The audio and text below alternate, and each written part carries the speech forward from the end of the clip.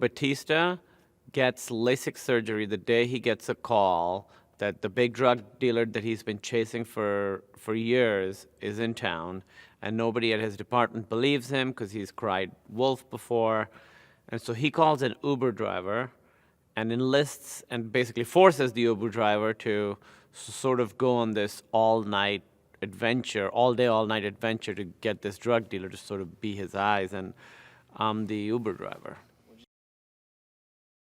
I think the dynamic really works because it's two completely different kind of guys that we all know, sort of forced to spend time together. And these two guys would never, ever, ever be friends, except in a situation where they're sort of forced to work together.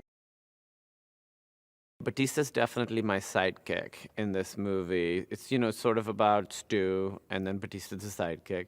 No, I think it's a story of both of them equally. I don't think anybody is anybody's sidekick. I think it sort of switches scene to scene. So there are certain scenes where I am definitely his sidekick, and then there are certain scenes where he's my sidekick. So that's what I like about it, is that it's very balanced, and that they realize that their roles aren't hero and sidekick. It's that their roles are both, depending on the situation. He's a very, very serious and committed performer and actor, and he's had a lot of experience. And I have a lot to learn from him because I've never done action, and he's done a lot of action. So I sort of watch him and learn how to do action scenes. It happens over and over again in this movie where I get an idea and I try and do something to fix things, and it makes things much worse. And it's just a really funny beat that I haven't seen in an action movie before.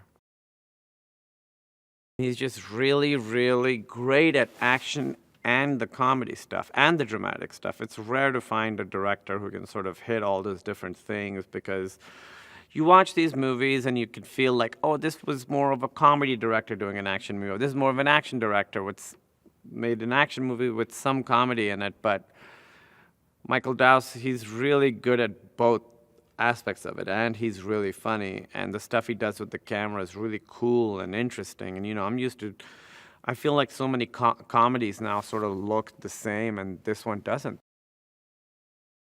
I've learned so much from watching them, the way they use their movements and their bodies to sort of tell a story.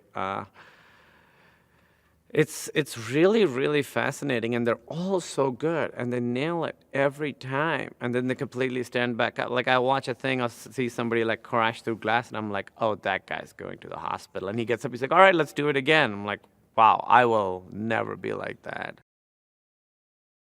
We wanted to feel the entire time that these guys are in danger. If any joke breaks the reality that they're in danger, then the whole movie doesn't work. But I think it's going to be, I hope it's really funny. I mean, the stuff we shot,